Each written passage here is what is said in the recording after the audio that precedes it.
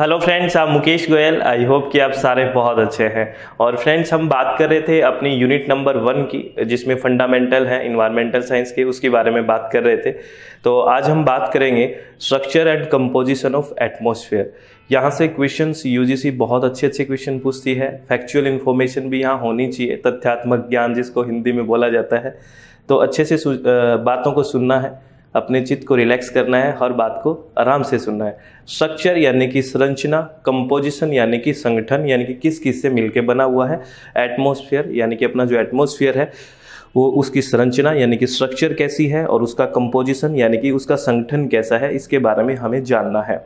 तो स्ट्रक्चर का मतलब तो पता होता है आपको कि हिंदी में बोलते हैं संरचना, और इसका बोलते हैं संगठन कैसा है, किन किन चीज़ से कंपोजिशन, क्या क्या चीज़ें हैं। और एटमॉस्फेयर जो है आपका, ठीक है, पर्यावरण जो है। तो एटमॉस्फेयर को सबसे पहले देखते हैं कि इसकी डेफिनेशन क्या हो सकती है, ठीक है।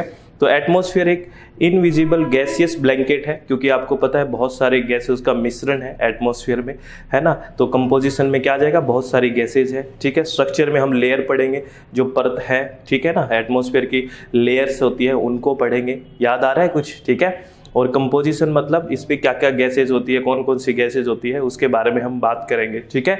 तो हम बात करें अगर इसकी क्या है, ये एक इनविजिबल गैसियस ब्लैंकेट है अराउंड द अर्थ, ठीक है। किसके चारों ओर है, around the earth, held by the earth gravitational force. इस चीज को ध्यान रखना है, क्योंकि ये एक इनविजिबल गैसियस ब्लैंकेट है जो आपको दिखता नहीं है नंगी आंखों से। ये इनविजिबल गैसियस ब्लैंकेट है अराउंड द अर्थ के चारों ओर। और जो ये गैसियस रुकी हुई है, ये ब्लैंकेट जो बना हुआ है गैसेस का, ये किसी ने तो रोक रखा है ना, वरना तो पार हो जाती है। बात समझ रहे हो। अगर ये ब्लैंकेट बना हुआ है, जैसे आपने ब्लैंकेट रखा हुआ है, ब्लैंकेट को पकड़ा हुआ है ना, तो ब्लैंकेट तो रुका हुआ है ना। तो वो ब्लैंकेट किसकी वजह से रुका हुआ है, क्योंकि जैसे आपने ब्लैंकेट ओढ़ा है तो ब्लैंकेट ऐसे पकड़ा हुआ है आपने, तभी तो ब्लैंकेट रुका हुआ है, कंबल। लेकिन इसको जो ये गैसियस रूपी ब्लैंकेट है अर्थ के ऊपर, इसको किसने रोका हुआ है। This is held by gravitational force, earth gravitational force, पृथ्वी के गुरुत्वाकर्षण बल से ये रुका हुआ है। यहाँ से असर्शन रीजनिंग का क्वेश्चन बना हुआ है, यूजीसी ने बनाया भी है। आपको भी ध्यान रखना है कि जो ये एटमॉस्फेयर पे जो ब्लैंकेट बना हुआ है, एटमॉस्फेयर रूपी ब्लैंकेट बना हुआ है अर्थ के चारों ओर, गैस का जो इनविजिबल है, वो किसकी वजह से बना हुआ है, वो ग्रेविटेशनल फोर्स यानी कि गुरुत्वाकर्षण बल की वजह से बना हुआ है। मेरी बात समझ रहे हो ना। ये मान लो अर्थ है, तो यहाँ पे जो ये गैसियस है, गैस का मिक्सचर है, ये किस वजह से रुका हुआ है, बिकॉज ऑफ ग्रेविटेशनल फोर्स, गुरुत्वाकर्षण बल है जो अर्थ का, उसकी वजह से रुका हुआ है। मेरी बात समझ गए ना। चलो, वेरी गुड, ठीक है। और आपको पता है अगर एटमॉस्फेयर नहीं होगा तो जीना आसान है क्या, जी ही नहीं पाएंगे। क्यों नहीं जी पाएंगे, अगर आपके पास एटमॉस्फेयर है ही नहीं, यानी कि ये ब्लैंकेट नहीं है गैसेस का, तो एक तो ऑक्सीजन है वो इसी ब्लैंकेट में है, इन्हीं गैसेस के मिक्सचर में है, वो नहीं रेस्पिरेशन में हम यूज़ करते हैं, वो नहीं होगी तो हम कैसे सर्वाइव करेंगे। उधर कार्बन डाइऑक्साइड भी है जो फोटोसिंथेसिस के लिए, पौधों के लिए ज़रूरी है, वो भी नहीं होगी। दूसरा, अगर ये नहीं होगा तो सीधी सन की रेडिएशन आएगी, और आपको पता है क्या होगा फिर हालत, ठीक है ना। तो बहुत ज़रूरी है ये। तो यही बात है, the planet earth is very unique in a sense that it is covered with atmosphere, ठीक है। ये बहुत यूनिक बात है कि ये एटमॉस्फेयर से कवर है। दैट प्रोवाइड, जो हमें ऑप्टिमम कंडीशन प्रोवाइड करवाता है, जिससे हम सर्वाइव कर सकते हैं। बिना एटमॉस्फेयर के हम सर्वाइव नहीं कर सकते। तो बहुत बेसिक सी बात है। तो यहाँ से अगर क्वेश्चन की बात करें तो ये ग्रेविटेशनल फोर्स वाला क्वेश्चन बन सकता है कि ये ब्लैंकेट है, जो गैसियस ब्लैंकेट है इनविजिबल, इसको किसने होल्ड किया हुआ है, तो ग्रेविटेशनल फोर्स यानी कि गुरुत्वाकर्षण बल ने, ठीक है। आगे नेक्स्ट बात करते हैं फ्रेंड्स, ठीक है। बिल्कुल चित्त को रिलैक्स रखना है और सुनना है। अब बात करें कंपोजिशन की ना। अगर कंपोजिशन की बात करें, संगठन की बात करें कि इसमें किस किस का मिक्सचर है, तो आपको पता ही है, ये तो बहुत शुरुआत से पढ़ रहे हैं हम, ठीक है। हमेशा छोटी क्लासों में भी पढ़ते हैं कि नाइट्रोजन है, इसका फॉर्मूला N2 है, और इसका परसेंटेज बाय वॉल्यूम लगभग 78% है, ठीक है ना। अगर एटमॉस्फेयर में बात करें तो नाइट्रोजन कितना है, लगभग 78% है। अगर ऑक्सीजन की बात करें तो कितना है, ऑक्सीजन की बात करें तो लगभग 21%, 20 से 21%, ठीक है। अगर आर्गन की बात करें तो 0.93%, और कार्बन डाइऑक्साइड की बात करें तो 0.036 लिखा हुआ है, लेकिन आप इसको 0.04 कर लें, ठीक है, 0.04, ठीक है। मेरी बात समझ गए। तो ये है कंसंट्रेशन, ये सारी है नियोन, हीलियम, क्रिप्टो, जिनोन और हाइड्रोजन। तो अगर मैक्सिमम बात करें तो कितनी है, 78%। इस तरह के क्वेश्चन बन जाते हैं। जैसे अगर कोई पूछे आपको कि यूनिवर्स में, ब्रह्मांड में, मैं बात कर रहा हूँ यूनिवर्स, ठीक है, यूनिवर्स में सबसे ज़्यादा पाया जाने वाला एलिमेंट कौन सा है, यूनिवर्स में सबसे ज़्यादा मैक्सिमम मात्रा में पाया जाने वाला एलिमेंट, ब्रह्मांड में सबसे ज़्यादा पाया जाने वाला एलिमेंट कौन सा है, हाइड्रोजन है, ठीक है, कौन सा है, हाइड्रोजन। अगर बात करें एटमॉस्फेयर में सबसे ज़्यादा कौन सा पाया जाता है, तो एटमॉस्फेयर में नाइट्रोजन, ठीक है, मेरी बात समझ रहे हो ना आप। इस तरह से भी क्वेश्चन बन सकते हैं, मेरी बात समझ रहे हो। अगर आपको कोई कहे कि सबसे ज़्यादा जो अर्थ क्रस्ट है उसमें सबसे ज़्यादा पाया जाने वाला एलिमेंट कौन सा है, अर्थ क्रस्ट में सबसे ज़्यादा पाया जाने वाला एलिमेंट कौन सा है, मेरी बात समझ रहे हो ना। अर्थ एज ए होल नहीं बोल रहा, अर्थ क्रस्ट में सबसे ज़्यादा, अर्थ की ऊपरी परत होती है ना क्रस्ट, हम जब इंटरनल स्ट्रक्चर पढ़ते हैं ना अर्थ का, तो सबसे पहले क्या होता है, क्रस्ट होता है, फिर मेंटल होता है, फिर कोर होता है। तो अर्थ क्रस्ट में सबसे ज़्यादा पाया जाने वाला एलिमेंट कौन सा है, ऑक्सीजन। तो इस तरह से है। अगर कोई अर्थ क्रस्ट की बात करे, अर्थ क्रस्ट की बात करें तो क्या कहोगे, ऑक्सीजन। कोई यूनिवर्स की बात करें सबसे ज़्यादा कौन सा है, तो हाइड्रोजन। और कोई एटमॉस्फेयर की बात करें तो नाइट्रोजन। इस तरह से फैक्चुअल इंफॉर्मेशन भी हमें होनी चाहिए, ठीक है। और फर्स्ट पेपर में इसका परसेंटेज पूछ लिया था, 0.04% है, ध्यान रखना, कार्बन डाइऑक्साइड का। अब क्या है, जो हमारे पास एटमॉस्फेयर आ गया है, इसका हमने वर्टिकल डिवीजन कर दिया। वर्टिकल डिवीजन मतलब यूं, ठीक है ना, यूं, ठीक है। एक होता है हॉरिजेंटल, क्षैतिज, और वर्टिकल यानी कि ऊर्ध्वाधर। हमने वर्टिकल डिवीजन कर दिया एटमॉस्फेयर का, किसमें, लेयर्स के रूप में। और ये जो लेयर्स है, ठीक है ना, ये लेयर्स क्यों हमने किस बेसिस पे डिवाइड करी है, क्योंकि कोई भी लेयर वगैरह बनाई है तो कुछ तो आधार होगा ना, उसी आधार पे तो हमने उन लेयर्स को बनाया कि ये लेयर वो है, ये लेयर वो है। मेरी बात समझ रहे हो। तो इसको according to its temperature profile, यानी कि टेम्परेचर किस रेंज में होता है, बढ़ता घटता है, उसके अकॉर्डिंग इलेक्ट्रिकल प्रॉपर्टीज क्या है उनकी, और गैसियस कंपोजिशन कैसा है, इसके आधार पे हमने वर्टिकल डिवीजन कर दिया एटमॉस्फेयर का, किसमें, परतों में, इन लेयर्स। यानी कि बात समझ रहे हो ना, कि जितना भी एटमॉस्फेयर है ना, जैसे ये अर्थ है हमारी, मेरी बात समझ रहे हो, इसके ऊपर का ये एटमॉस्फेयर है, मान लो इस एटमॉस्फेयर को हमने लेयर्स में डिवाइड कर दिया, ये लेयर, ये लेयर, ये लेयर, ये लेयर, है ना।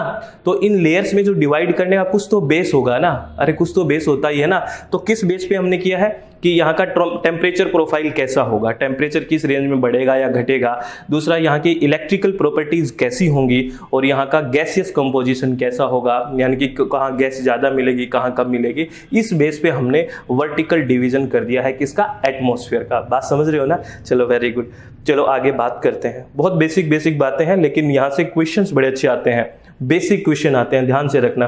तो हमने इन लेयर्स को जो डिवाइड किया, ये कौन कौन सी लेयर है, ट्रोपोस्फेयर, स्ट्रेटोस्फेयर, मीजोस्फेयर, थर्मोस्फेयर और एक्सोस्फेयर, ये सारी की सारी लेयर है। सबसे पहले है ट्रोपोस्फेयर। इसको अगर हिंदी में बात करें, कोई हिंदी में भी सुन रहा है तो क्षोभ मंडल होता है, ठीक है, इसको हिंदी में क्षोभ मंडल बोलते हैं। पहली लेयर ट्रोपोस्फेयर, उसके बाद स्ट्रेटोस्फेयर। स्ट्रेटोस्फेयर को बोलते हैं समताप मंडल, क्या बोलते हैं, समताप मंडल, या इसी को ओजोन मंडल भी बोलते हैं, ओजोन मंडल, ओजोन लेयर, ठीक है, मेरी बात समझ रहे हो। इसी को ओजोन लेयर बोलते हैं क्योंकि यहाँ पे ओजोन परत मिलती है, ठीक है। मीजोस्फेयर, ठीक है, उसके बाद तीसरे नंबर का मध्य मंडल, ठीक है, और उसके बाद थर्मोस्फेयर यानी कि आयन मंडल, ठीक है, आयन मंडल, और उसके बाद एक्सोस्फेयर यानी कि सबसे बाहर का तो बहिर्मंडल होता है। मेरी बात समझ रहे हो ना। ये 5 क्या है, लेयर्स हैं, किसकी, एटमॉस्फेयर की। किस बेस पे, टेम्परेचर प्रोफाइल के बेस पे, वहाँ का इलेक्ट्रिकल प्रॉपर्टीज़ के बेस पे, और गैसियस कंपोजिशन के बेस पे हमने लेयर बनाई है, ठीक है, मेरी बात समझ रहे हो। चलो वेरी गुड। इन लेयर्स को मैं आपको एक डायग्राम से दिखा देता हूँ, आराम से इस चीज़ को देखना है, बिल्कुल किसी टेंशन के, मेरी बात समझ रहे हो। चलो, ये हमने क्या है, एक एल्टीट्यूड है, यानी कि ये हाइट है कितने किलोमीटर तक, और ये है टेम्परेचर, ठीक है, मेरी बात समझ रहे हो। तो ये जो लेयर है, ये कौन सी है, ट्रोपोस्फेयर। ये कौन सी है, ट्रोपोस्फेयर। कौन सी है, ट्रोपोस्फेयर। ये बोलते हैं ट्रोपोपॉज, नामों को ध्यान रखना है, ये ट्रोपोस्फेयर है, ठीक है। तो ट्रोपोस्फेयर में देखो टेम्परेचर जैसे जैसे हाइट पे जा रहे हैं वैसे वैसे टेम्परेचर कम होता हुआ जा रहा है। अरे जा रहा है कि नहीं जा रहा, इधर माइनस में है ना, देखो ये माइनस में है, ये माइनस में है, तो माइनस में ज्यादा होना मतलब कम होना। अरे बात समझ रहे हो ना। मैं कहूँ आपके पास -70 रुपए हैं तो -100 रुपए हैं, तो आपके पास ज्यादा घाटे का कौन सा है, ये है ना, यानी कि माइनस, किसी को 100 देने हैं आपको, आप माइनस में 100 रुपए आ गए, तो इसी तरह मतलब ये कम हो गए ना आपके पास, मेरी बात समझ रहे हो। तो अगर ये माइनस में वैल्यू बढ़ रही है, इधर इधर जाएंगे तो माइनस में वैल्यू बढ़ रही है, इसका मतलब कम हो रही है, ठीक है ना, मेरी बात समझ रहे हो। प्लस में कोई चीज बढ़ती है तो बढ़ना है ना, माइनस में कम होना तो और कम होने की बात है, माइनस में चले गए हम, और बात समझ रहे हो। तो अगर हम यहाँ मान लो 20 डिग्री सेल्सियस था, ठीक है, 20 से थोड़ा कम मतलब 50 डिग्री सेल्सियस था, ठीक है, 50 डिग्री सेल्सियस था यहाँ पे सरफेस पे, ठीक है ना। एवरेज टेम्परेचर सरफेस का कितना माना जाता है, 15 डिग्री माना जाता है, सॉरी 15 डिग्री सेल्सियस माना जाता है, 15 डिग्री सेल्सियस माना जाता है, not 15 degree Celsius, 15 degree Celsius माना जाता है। और 15 डिग्री सेल्सियस से अगर देखो जैसे जैसे हम सरफेस से ऊपर गए ऊपर गए ऊपर गए ऊपर गए ऊपर गए ऊपर गए, तो टेम्परेचर क्या हो गया, कम होता हुआ जा रहा है। ये कंडीशन है ट्रोपोस्फेयर की, मेरी बात समझ रहे हो। और जैसे जैसे हम स्ट्रेटोस्फेयर, ये ट्रोपोपोज है जो स्ट्रेटोस्फेयर और ट्रोपोस्फेयर को अलग करता है। तो ये भी क्वेश्चन बन सकता है कि जब ट्रोपोस्फेयर में हम एक हाइट पे जाते हैं या ट्रोपोस्फेयर में जब सरफेस से ऊपर जाते हैं तो टेम्परेचर बढ़ता है या घटता है, तो आप कहोगे घटता है, ये देखो, ठीक है। या दूसरा क्वेश्चन ये बन सकता है कि स्ट्रेटोस्फेयर और ट्रोपोस्फेयर को अलग कौन करता है, तो ट्रोपोपोज अलग करता है। कौन अलग करता है, ट्रोपोपोज, ठीक है।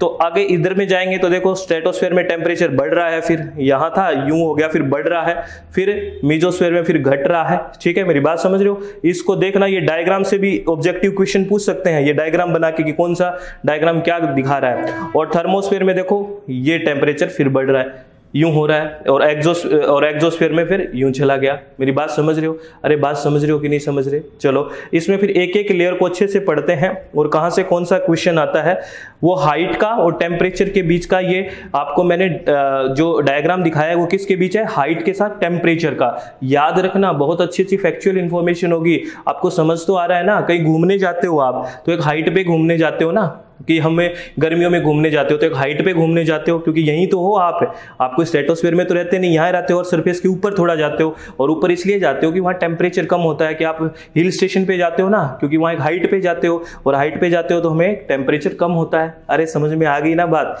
चलो वेरी गुड। आगे कुछ फिर हमें एक एक लेयर को पढ़ना है, ट्रोपोस्फेयर, फिर स्ट्रेटोस्फेयर, मेसोस्फेयर, थर्मोस्फेयर, एक्सोस्फेयर। तो सबसे पहले बात करते हैं ट्रोपोस्फेयर के बारे में। यहाँ कुछ इंफॉर्मेशन है जो बहुत ही अच्छे से याद रखनी है। कोई भी डाउट हो तो मुझे पूछना, चित्त को शांत रखना, रिलैक्स रखना है और सारी चीजों को आराम से सुनना है। जो ट्रोपोस्फेयर शब्द है ना, वर्ड है ट्रोपोस्फेयर, इस तरह के भी क्वेश्चन पूछ लेते हैं। तो ट्रोपोस्फेयर जो वर्ड है वो ओरिजिनेट हुआ है ग्रीक वर्ड, और ग्रीक वर्ड है ट्रोपिन। ट्रोपिन वर्ड है ग्रीक, उससे किस शब्द की उत्पत्ति हुई है, ट्रोपोस्फेयर की। और ट्रोपिन का मतलब होता है चेंज, सर्कुलेट और मिक्स। क्या मतलब होता है, चेंज होना, सर्कुलेट होना और मिक्स होना। क्योंकि सारी की सारी जो चेंजेज होते हैं ना इन्वायरमेंट, जो वेदर कंडीशन के, और सारे इसी में चेंजेस होते हैं, ठीक है ना। मैक्सिमम जो बादल मैक्सिमम बनना और ये सारी बातें होती है वो यहीं पे होती है ट्रोपोस्फेयर में। तो इसी को कहते हैं चेंज, सर्कुलेट और मिक्स। किसका मतलब है ये, ट्रोपिन का। तो आपसे कोई पूछे कि ट्रोपोस्फेयर वर्ड कहाँ से हुआ है, तो आपको कि ग्रीक वर्ड है ट्रोपिन, वहां से ये उत्पन्न हुआ है, और इसका मतलब होता है ट्रोपिन का चेंज, सर्कुलेट और मिक्स। आगे क्या इंफॉर्मेशन है, आगे इंफॉर्मेशन है कि it is considered as the lowest layer of earth atmosphere. ये तो आपको पता ही है, सबसे लोवेस्ट लेयर है। पहले सबसे ट्रोपोस्फेयर आई है ना, अरे देखा है ना, सबसे पहले ट्रोपोस्फेयर है, तो सबसे लोवेस्ट लेयर है। ट्रोपोपोज मैंने बताया था कि सेपरेट करता है किस किस को, ट्रोपोस्फेयर और स्ट्रेटोस्फेयर को। दिखाई थी ना आपको, डॉट डॉट में बनाई हुई थी, अरे दिखाई थी, चलो ठीक है।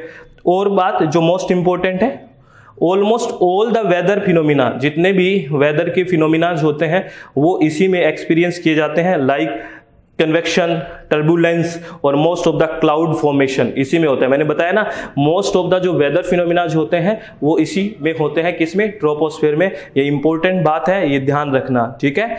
आपसे सीधा क्वेश्चन पूछ सकते हैं कि मोस्ट ऑफ द जो या ऑलमोस्ट वेदर फिनोमिना होते हैं वो कौन सी लेयर में होता है, वो होते हैं ट्रोपोस्फेयर में। याद रखोगे ना, याद रखना है, चित्त को शांत रखना है, रिलैक्स रखना है और फिर बात सुननी है। ये बहुत अच्छी बात है, ये बहुत अच्छी बात है, इंपॉर्टेंट। अगर ट्रोपोस्फेयर के बारे में बात कर रहे हैं, ये कह रहे हैं टेम्परेचर डिक्रीज। ट्रोपोस्फेयर में हमने देखा ना टेम्परेचर डिक्रीज होता है, temperature decrease at the rate of 1 degree Celsius. किस रेट से, 1 डिग्री सेल्सियस से for every 160 metre of height. तो ट्रोपोस्फेयर में क्या कह रहा है ये, कि जैसे जैसे जैसे ये अपना ये है और ये ट्रोपोस्फेयर है, तो ये अर्थ सरफेस से शुरू हो गया, ठीक है। तो ये ट्रोपोस्फेयर जो ये कह रहा है कि जैसे जैसे 165 मीटर की हाइट, यानी कि हर 165 मीटर की हाइट जैसे आप क्रॉस करते जाओगे तो जो टेम्परेचर है वो 1 डिग्री सेल्सियस से कम होता जाएगा, क्योंकि हमने देखा है ट्रोपोस्फीयर में जैसे जैसे हम ऊपर जाते हैं टेम्परेचर डिक्रीज होता है ना। अरे डिक्रीज होता है, बताया तो था, यहाँ पे +20 से इधर माइनस का हो रहा था। अरे देखा था हमने, चलो वेरी गुड, देखा था। तो वो जो टेम्परेचर डिक्रीज होने की जो रेट है, वो दर है, वो किस हिसाब से, हाइट के हिसाब से। अगर 165 मीटर की हाइट पे वो कितना कम होएगा, 1 डिग्री सेल्सियस। ये इंफॉर्मेशन आपको ध्यान रखनी है, बहुत इंपॉर्टेंट है, बहुत ही ज्यादा इंपॉर्टेंट है। मेरी बात समझ रहे हो कि हर 165 मीटर की हाइट पे कितना कम होता है, 1 डिग्री सेल्सियस। ठीक है, आगे बात करते हैं। अब जो हाइट की बात करें इसकी ट्रोपोस्फेयर की हाइट अगर हम बात करें, ये तो होता है इक्वेटर, अर्थ का इक्वेटर, पता है ना आपको। अरे इक्वेटर का तो पता होगा, भूमध्य रेखा, और ये अर्थ के पोल है। ठीक है, तो अगर इसकी थिकनेस की या हाइट की बात करें तो पोल से तो है 7 से 8 किलोमीटर, पोल से कितनी है, 7 to 8 किलोमीटर। ठीक है, और बात करें इक्वेटर से तो इक्वेटर से है 16 से 18 किलोमीटर। ये ध्यान रखनी है ये चीजें, ठीक है ना। अगर बात करें पोल से तो कितनी है, यानी कि ध्रुव से बात करें तो 7 to 8 किलोमीटर, और अगर बात करें अपना इक्वेटर से यानी कि भूमध्य रेखा से, दैट इज 16 to 18 किलोमीटर। याद रखना इसकी थिकनेस। और ऐसा क्यों होता है आपको ही पता है, क्योंकि इसका क्यों होगा, क्योंकि आपने देखा इक्वेटर पे कितना चली जाती है थिकनेस, 16 से 18 किलोमीटर ऊपर चली जाती है ना काफी, 16 से 18 पोल की बजाय। पोल पे तो 7 से 8 किलोमीटर है। इसका कारण क्या है, इसका कारण ये है, आपको पता है कि जो इक्वेटर है, भूमध्य रेखा है, उस पे टेम्परेचर ज्यादा होता है, क्योंकि वहां पे सूर्य की किरणें, सनरेज तिरछी पड़ती है, तो वहां पे टेम्परेचर ज्यादा होगा। और जैसे ही टेम्परेचर ज्यादा होगा और वैसे ही क्या होगा, जो आपके जो गैसियस पार्टिकल थे वो क्या होंगे, एक्सपेंड हो जाएंगे और हल्के होके ऊपर चले जाएंगे, इसलिए इसकी हाइट ऊपर चली जाती है। ये बात ध्यान रखना, ठीक है ना।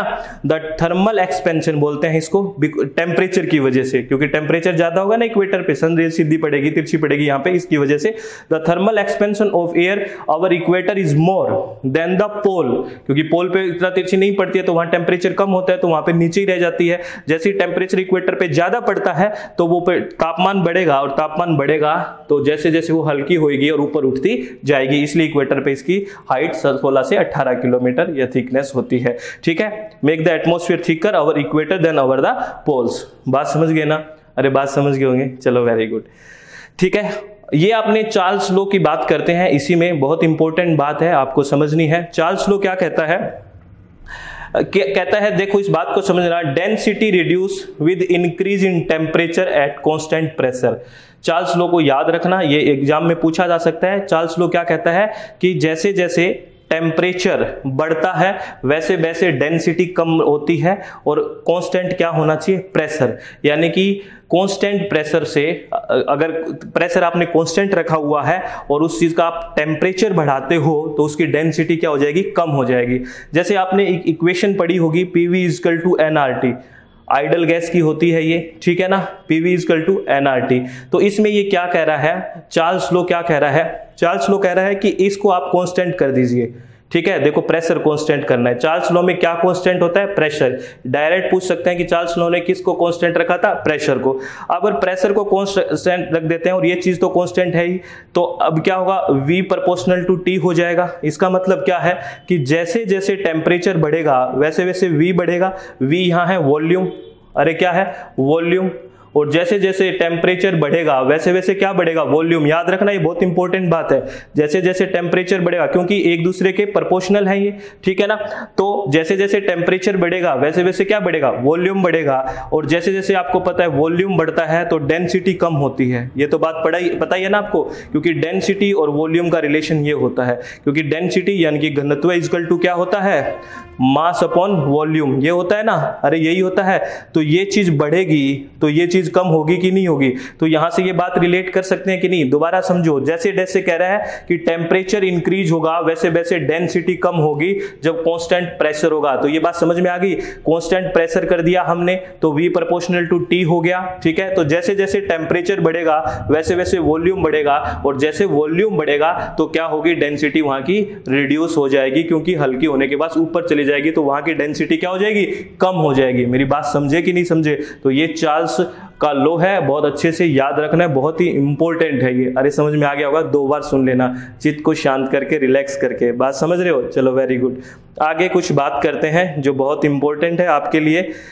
इसका मैंने ग्राफिकल रिप्रेजेंटेशन शो किया है चार्ल्स लॉ का। तो इसमें किसके बीच हमने बनाया है ग्राफिकल रिप्रेजेंटेशन? टेम्परेचर और वॉल्यूम के बीच। तो अगर प्रेशर अपना कांस्टेंट है, प्रेशर हमने कांस्टेंट रखा हुआ है, और प्रेशर कांस्टेंट की कंडीशन को बोलते हैं आइसोबार। जहां पे प्रेशर कांस्टेंट होता है उसको टर्मिनोलॉजी में क्या यूज करते हैं? आइसोबार। ये भी सीधा पूछा जा सकता है what is the mean of isobar. तो वहां जहां पे टेम्परेचर कांस्टेंट होता है दैट इज कॉल्ड आइसोबार। ठीक है, तो यहां पे स्ट्रेट लाइन बनेगी। देखो किस किस के बीच, अगर यहां पे प्रेशर अगर P1 कांस्टेंट है तो इन V और T के बीच, यानी कि वॉल्यूम और टेम्परेचर की भी स्ट्रेट लाइन कैसे है? जैसे ये बढ़ेगा तो ये, यानी कि ये V और T, जैसे ये बढ़ेगा तो ये भी बढ़ेगा। हमने देखा ना V प्रोपोर्शनल टू T, तो स्ट्रेट लाइन बढ़ेगी। अगर P2 अगर कांस्टेंट प्रेशर है तो ये स्ट्रेट लाइन बनेगी, और P3 अगर कांस्टेंट प्रेशर है तो ये लाइन बनेगी। मतलब V और T के बीच स्ट्रेट लाइन बनेगी, ये आपको ध्यान रखना है। मेरी बात समझ रहे हो? जब प्रेशर कांस्टेंट हो, ठीक है। और उसके बाद टेम्परेचर की एक कंडीशन है, वो भी देख लेते हैं क्या है। इस चीज को बहुत अच्छे से याद रखनी है, ये बहुत ही ज्यादा इंपॉर्टेंट है। ठीक है, आइसोबार क्या होता है? आइसोबार मैंने अभी बताया, graph between V and T at constant pressure is known as isobar. ठीक है ना, क्योंकि यहाँ पे प्रेशर क्या है? कांस्टेंट है, और इस कंडीशन को बोलते हैं आइसोबार, और या फिर इसको बोलते हैं isoplastics, and it is always give a straight line. क्या देंगे? एक स्ट्रेट लाइन। V और T के बीच क्या बनेगा? हमेशा एक स्ट्रेट लाइन बनेगा अगर प्रेशर क्या है? कांस्टेंट है तो। और प्रेशर कांस्टेंट की कंडीशन को कहते हैं आइसोबार। एक चीज और जो बहुत इंपॉर्टेंट है, ये बात, ए plot of V versus T at constant pressure is straight line, और उसमें टेम्परेचर कितना? -273.15 degree Celsius, -273.15 degree Celsius, -273.15 degree Celsius, यानी कि -273.15 डिग्री सेल्सियस। यानी कि जो V और T के बीच कांस्टेंट प्रेशर पे स्ट्रेट लाइन बनेगी किस टेम्परेचर पे? -273.15 डिग्री सेल्सियस पे। और एक चीज जो आपको याद रखनी है, जो -273.15 डिग्री सेल्सियस है, ये सबसे लोवेस्ट पॉसिबल टेम्परेचर है। इससे लोवेस्ट पॉसिबल टेम्परेचर नहीं हो सकता। तो आपसे ये भी कोई क्वेश्चन पूछे कि सबसे लोवेस्ट पॉसिबल टेम्परेचर क्या है, तो आप कहोगे -273.15 degree Celsius is the lowest possible temperature. Lowest, इस सबसे कम जो पॉसिबल टेम्परेचर है वो कितना हो सकता है? -273.15 डिग्री सेल्सियस। माइनस को याद रखना, वो ऑप्शन में 273 भी लिखेगा और -273 भी लिखेगा, तो हमें ऑप्शन कौन सा करना है? -273। और इसी को हम एब्सोल्यूट जीरो भी बोलते हैं। तो ये भी पूछ सकते हैं कि what is the mean of absolute zero. तो एब्सोल्यूट जीरो का भी मतलब क्या होता है? -273.15 डिग्री सेल्सियस, या फिर इसको जीरो केल्विन भी बोलते हैं। तो एक ही बात है, जीरो केल्विन, एब्सोल्यूट जीरो, या -273.15 डिग्री सेल्सियस। ये प्लीज याद रखना, ये लोवेस्ट पॉसिबल टेम्परेचर है। ठीक है, बात समझ में आ गई? चलो वेरी गुड, बहुत इंटेलिजेंट आप, सारी बातें समझ आती है आपको। ठीक है, एक बात और कर लेते हैं, जो हम चार्ल्स लॉ की बात कर रहे हैं, और चार्ल्स लॉ की जिसमें हमने कांस्टेंट किसको रखा है? प्रेशर को कांस्टेंट रखा है, और V प्रोपोर्शनल टू T की बात कर रहे हैं। मेरी बात समझ रहे हो? तो इसके कुछ डेली लाइफ में एग्जांपल है और समझ में आ जाएगा आपको अच्छे से। जैसे क्या, जब आपने हॉट एयर बैलून देखा है, वो उड़ता है ना हॉट एयर बैलून, तो उसमें क्या होता है? कुछ जलता है, आपने देखा है, ऐसा देखा होगा ना। तो उसमें क्या होगा? जलेगा तो टेम्परेचर बढ़ेगा, और टेम्परेचर बढ़ेगा तो क्या होगा? वहां हवा है, हल्की होगी, ऊपर उठेगी, और इसीलिए वो उड़ता है। यही तो कंसेप्ट है, यही तो ये चार्ल्स लॉ से तो काम करता है। क्या है? On ignition of the fuel the air inside the envelope heats up. Envelope में हीट हो गई, this hot air expand as per Charles law. क्योंकि हीट, आपने टेम्परेचर बढ़ा दिया तो वॉल्यूम बढ़ेगा, एक्सपेंड होगा कि नहीं होगा? यही तो बात कह रहा है वो, कि जैसे आपने टेम्परेचर बढ़ाया तो वॉल्यूम बढ़ेगा, एक्सपेंड होगा। As the temperature of the air increase, और जैसे ही टेम्परेचर एयर का इंक्रीज हुआ, the volume of the air also increase. मैंने बता दिया कि टेम्परेचर प्रोपोर्शनल टू वॉल्यूम है, तो हमने देख लिया। At constantly the density decrease, और जैसे ही आपको पता है वॉल्यूम इंक्रीज होगा तो डेंसिटी क्या हो जाएगी, डिक्रीज हो जाएगी, क्योंकि density is equal to mass upon volume होता है। ये चीज बढ़ रही है तो ये चीज घटेगी, क्योंकि रिलेशन ऐसा हो गया कि नहीं हो गया। अरे बात समझ रहे हो। This makes the envelope lighter than the atmospheric air surrounding. तो ये क्या बनाता है, इस एनवेलप को हल्का बना देता है, क्योंकि डेंसिटी वहां पे कम होगी तो वो सराउंडिंग से हल्का बना देता है, एटमॉस्फेयर की सराउंडिंग से वहां से तो हल्का बनेगा तो उड़ जाएगा, इसलिए तो उड़ता है। ठीक है, अरे यही तो बात है बस। और एक आपका और बता देता हूं, जैसे ह्यूमन लंग्स है, हमारे जो फेफड़े हैं, वो आपने देखा होगा विंटर डेज में जो जॉगिंग करना बहुत ही थोड़ा दिक्कत सी करता है ना, फ्रीजिंग के टाइम जब बहुत ज़्यादा ठंड हो, विंटर हो, और विंटर दिनों में जॉगिंग करना दिक्कत करता है। इसका कारण क्या होता है कि टेम्परेचर क्या होगा, कम होगा। तो टेम्परेचर कम होगा तो एयर है उनका वॉल्यूम क्या होगा, वो भी कम होगा, तो फेफड़े का जो फैलाव होगा वो कम होगा, उनका वॉल्यूम कम होगा। तो इसीलिए फ्रीजिंग या फिर विंटर डेज में हमें जॉगिंग करते हुए दिक्कत होती है, क्योंकि बिकॉज ऑफ टेम्परेचर कम होगा तो वहाँ का वॉल्यूम कम होगा, और वॉल्यूम कम होगा तो यही इशू है कि वो स्प्रेड प्रॉपरली अपने लंग्स नहीं हो पाते। मेरी बात समझ रहे हो। ये सारी बातें थी डेली लाइफ में जो आपको ध्यान रखनी है। ठीक है, आप मेरी बात समझ गए होंगे। अपने चित्त को रिलैक्स रखना, शांत रखना, और किसी भी तरह की कोई टेंशन जीवन में नहीं रखनी है। आप बहुत अच्छे से तैयारी कर रहे हैं और बहुत अच्छे से सब कुछ होगा। प्लीज़ अपने आप को रिलैक्स रखें, चित्त को शांत रखें, और रिविजन पे बहुत अच्छे से फोकस करें। बार बार टॉपिक को देखें, अगर समझ नहीं आया है तो फिर रिविजन करें। ठीक है, अच्छे से करना है जो भी करना है, और किसी भी टेंशन के बिना हमेशा पॉजिटिव एनर्जी को अपने साथ बनाए रखिए। All the very best. Thank you. Thanks a lot friends.